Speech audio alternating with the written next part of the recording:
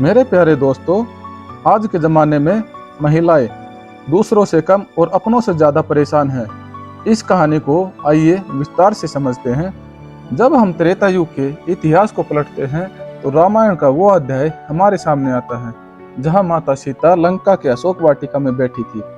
चारों तरफ भयानक राक्षसियों का पहरा था। दुनिया का सबसे शक्तिशाली और घमंडी राजा रावण रोज आकर उन्हें डराता था, धमकाता था और मानसिक यातनाएं भी देता था। लेकिन माता सीता टस से मस नहीं हुई। उन्होंने रावण के असीम वैभव को एक तिनके के समान समझा और अपनी पवित्रता, अपने आत्मसम्मान और अपनी मानसिक दृढ़ता से उस त्रिलोक विजेता रावण को हरा दिया था। बाहर की दुनिया का सबसे बड़ा खलनायक भी सीता की आत्म शक्ति के सामने घुटने टेक चुका था। लेकिन जब वही सीता लंका की जंग जीतकर अग्नि परीक्षा देकर वापस अयोध्या आती है तो क्या होता है? एक मामूली धोबी के उछाले गए कीचड़ और अपनों के बनाए गए सामाजिक नियमों के सामने वो हार जाती है। जिस सीता को रावण की लंका नहीं डिगा सकी, उसे अपनों के महल ने बेघर कर दिया। वो सीता जो रावण से जीत गई थी, वो अपने ही या अपनों की बेरुखी से, अपनों के संदेह के और अपनों की खामोशी से हार गई और अंत में तंग आकर उन्हें धरती की गोद में सामना या सम्मान पड़ा था। यह सिर्फ सदियों पुरानी पौराणिक कथा नहीं है, यह आज के 21वीं सदी की इस चमचमाते समाज का वो भयानक सच है जो हर दूसरे घर की चार दीवार के भीतर घुट रही है। आज की महिलाएं भी बाहर वालों से कम और अपनों से ज्यादा हार रही हैं। आज की नारी बाहर की दुनिया में शेरनी है। वो कारपोरेट दफ्तरों में मर्दों से कंधा मिलाकर लड़ती हैं। वो राजनीति से लेकर अंतरिक्ष तक अपनी कामयाबी के झंडे गाड़ती है। वो राह चलते मनचलों को सबक सिखाती है और समाज के तानों का डटकर मुकाबला करती हैं और बड़ी से बड़ी मुश्किलों को हंसकर पार कर जाती है। बाहर की दुनिया की कोई भी ताकत, कोई भी रावण उसे तोड़ नहीं पाता। लेकिन जैसे ही वो शाम को अपने घर की चौखट के भीतर कदम रखती है, उसकी वो सारी शक्ति, सारा हौसला मानो कवच की तरह बिखर जाता है, क्योंकि बाहर लड़ने के लिए उसके पास आत्मसम्मान की ढाल होती है। लेकिन घर के भीतर अपनों के सामने वो सिर्फ और सिर्फ प्यार, भरोसे और जज्बातों के सहारे खड़ी होती है। और इतिहास गवाह है कि इंसान को कभी कोई गैर नहीं तोड़ पाता। इंसान हमेशा अपनों के दिए जख्मों से ही मरता है। आइए इस दर्द को एक आधुनिक कहानी के आईने में देखते हैं। कल्पना कीजिए कि एक लड़की की, जिसका नाम हम रख देते हैं आरती। आरती बचपन से ही पढ़ने में बहुत तेज, सपनों से भरी और बेहद स्वाभिमानी लड़की थी। उसने कॉलेज टॉप किया था, एक बड़ी कंपनी में नौकरी हासिल की और जब वो दफ्तर के प्रोजेक्ट संभालती थी तो बड़े बड़े लोग उसकी काबिलियत का लोहा मानते थे। वो बाहर की दुनिया के हर रावण से जीत रही थी।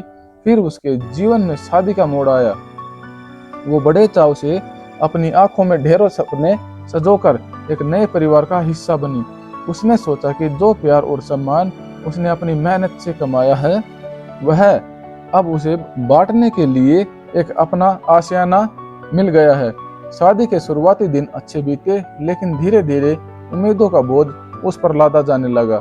आरती सुबह 5 बजे उठकर घर का सारा काम करती, फिर भागते हुए दफ्तर जाती। वहां दिन भर दिमाग खपाने के बाद जब थक कर चूर होकर घर लौटती तो घर की चौखट पर उसका स्वागत मुस्कान से नहीं, बल्कि फरमाइशों और उलझनों यानी उल्हानों की एक लंबी लिस्ट से होता था।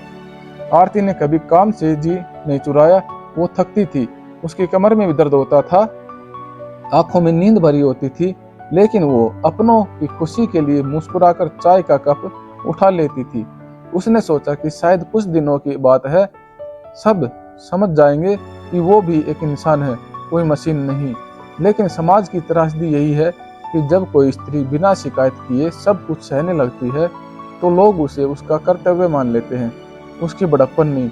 धीरे धीरे बात सिर्फ काम तक नहीं रही, तानों का दौर शुरू हुआ। दफ्तर में तो बहुत बड़ी अफसर बनती हो, घर संभालना नहीं आता, तुम्हारी कमाई से ज्यादा जरूरी इस घर के कायदे हैं। आरती इन कड़ी हुई बातों को पी जाती थी। वो बाहर दुनिया के बड़े बड़े क्लाइंट्स को चुप करा देने की ताकत रखती थी, लेकिन यहाँ वो चुप रह जाती थी क्योंकि सामने सास थी, ससुर थे और सबसे बढ़कर वो पति था जिसे उसने अपना सर्वस्व माना था। वो अपनों से लड़ना नहीं चाहती थी, क्योंकि अपनों से जीती हुई बाजी भी हार के बराबर होती है। दर्द तब और गहरा हो गया जब आरती को एक बेटी हुई। आरती चाहती थी कि उसकी बेटी भी खुलकर जिए, पढ़े लिखे और आसमान छुए, लेकिन घर के माहौल ने उसकी बेटी को भी उसी दायरे में समेटना शुरू कर दिया। जब आरती ने इसका विरोध किया, जब उसने पहली बार अपने हक के लिए आवाज उठाई, तो पूरे घर ने उसे दोषी ठहरा दिया। उसे कहा गया कि वो एक अच्छी बहू नहीं है, वो घमंडी हो गई है, वो परिवार को तोड़ रही है। जरा सोचिए उस औरत के दिल पर क्या गुजरी होगी जो दिन रात उसी परिवार को जोड़ने के लिए अपने वजूद की आहुति दे रही थी। जब वो रोती हुई अपने पति के पास गई, यह सोचकर कि वो उसका साथ थामेगा, उसकी तकलीफ को समझेगा, तो पति ने बड़ी बेरुखी से कह दिया, माँ बाबूजी गलत थोड़े ही हैं, तुम्हें ही थोड़ा एडजस्ट करना चाहिए। हर घर में ऐसा ही होता है। पति के मुंह से निकले ये चंद शब्द आरती के दिल पर किसी खंजर की तरह लगे। वो उस रात सो नहीं सकी। उसने महसूस किया कि जिस शख्स के लिए उसने अपना सब कुछ छोड़ दिया, उसके पास भी उसकी अंतरात्मा की चीख सुनने के लिए 2 मिनट का समय नहीं है। अब आरती उस रात रावण से नहीं हारी थी। आरती उस रात अपनों के उस मौन से, अपनों की उस बेरुखी से हार गई थी। उसने महसूस किया कि बाहर की दुनिया में जब कोई हट करता है तो गुस्सा आता है, लड़ने की प्रेरणा मिलती है, लेकिन जब घर के अंदर वो लोग जिन्हें आप अपनी दुनिया मानते हैं आपकी भावनाओं को पैरों तले कुचल देते हैं, तो इंसान के अंदर लड़ने की इच्छा ही खत्म हो जाती है। इंसान भीतर से खाली हो जाता है, सुन्न हो जाता है। आज हमारे देश में, हमारे समाज में न जाने कितनी आरती, कितनी सीताएं रोज इस खामोश मौत को मर रही हैं, डिप्रेशन की शिकार हो रही हैं। बाहर तो वो मुस्कुराती हैं, बहुत मजबूत दिखती हैं, लेकिन उनकी तकिया रोज रात को अपने किसी दिए आंसुओं से भीगती हैं। वो इसलिए नहीं हारती कि वो कमजोर हैं, बल्कि वो इसलिए हार जाती है क्योंकि वो अपनों पर अपनी शक्ति का प्रयोग नहीं कर सकती। एक औरत माँ से, पिता से, भाई से, पति से और बच्चों से हार जाती है क्योंकि वो उनके लिए सिर्फ और सिर्फ त्याग करना जानती है। हमारा समाज अक्सर महिलाओं को देवी का दर्जा दे देता है, त्याग की मूर्त, ममता की देवी, सहनशीलता की मिसाल। लेकिन सच तो यह है कि इन भारी भरकम शब्दों के पीछे हम उसकी इंसानी कमजोरियां, उसकी थकावट और उसकी सिसकियों को छुपा देते हैं। हम भूल जाते हैं कि देवी बनने से पहले वो एक हार्ड मांस की इंसान है। उसे भी चोट लगती है, उसे भी आराम की जरूरत होती है, उसका भी एक आत्मसम्मान होता है जिसे रोज के घर के कोनों में कुचला जाता है। जब एक छोटी बेटी अपने मायके में देखती है कि उसके भाई को ज्यादा तवज्जो मिल रही है और उसे पराया धन कहकर दूर किया जा रहा है, तो वो अपनों से हार जाती है।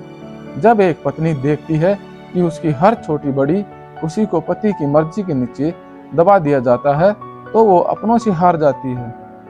जब एक बूढ़ी माँ देखती है कि जिस बच्चों को उसने पाल पोस कर बड़ा किया, आज उनके पास उससे बात करने के लिए 5 मिनट का समय नहीं है, तो वो अपनों से हार जाती है। अब यह वीडियो किसी को दोषी ठहराने के लिए नहीं बनाया गया है, बल्कि हमारे सोए हुए ज़मीर को जगाने के लिए है। जरा अपने घर में झांक कर देखिए, कहीं आपके घर की कोई स्त्री, चाहे वो आपकी माँ हो, आपकी पत्नी हो या आपकी बहन हो, बाहर की दुनिया से तो बहादुरी से लड़ रही है, लेकिन क्या वो आपके व्यवहार से, आपकी बेरुखी से अंदर ही अंदर टूट तो नहीं रही है? क्या उसकी खामोशी के पीछे कोई गहरा दर्द तो नहीं छुपा है?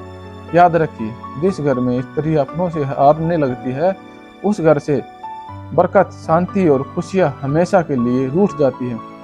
माता सीता का धरती में समा जाना इस बात का प्रतीक था कि जब समाज और परिवार एक पवित्र और निश्चल स्त्री को उसके हिस्से का न्याय और सम्मान नहीं दे पाता, तो कुदरत उसे अपने पास वापस बुला लेती है। आइए आज एक संकल्प ले, अपने घर की महिलाओं को सिर्फ देवी मानकर पूजना बंद करें, बल्कि उन्हें एक इंसान की तरह समझे, उनकी थकावट को साझा करे, उनके सपनों को पंख दे, और जब वो बाहर की दुनिया से थक कर घर लौटे, तो उन्हें तानों की बौछार नहीं, बल्कि सुकून और सम्मान का एक कतरा दे। उन्हें यह एहसास दिलाए कि बाहर चाहे जितना भी अंधकार हो, उनका घर उनके लिए सबसे सुरक्षित और प्यार भरा ठिकाना है।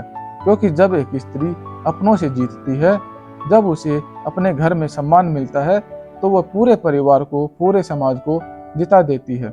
उम्मीद है कि आज की ये कहानी, सीता का ये दर्द और आज की नारी की ये हकीकत आपके दिलों को छू गई होगी।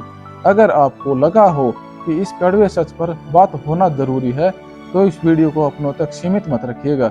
इसे अपने परिवार के साथ, अपने दोस्तों के साथ जरूर शेयर कीजिएगा, ताकि किसी और घर की सीता को अपनों से हारना ना पड़े।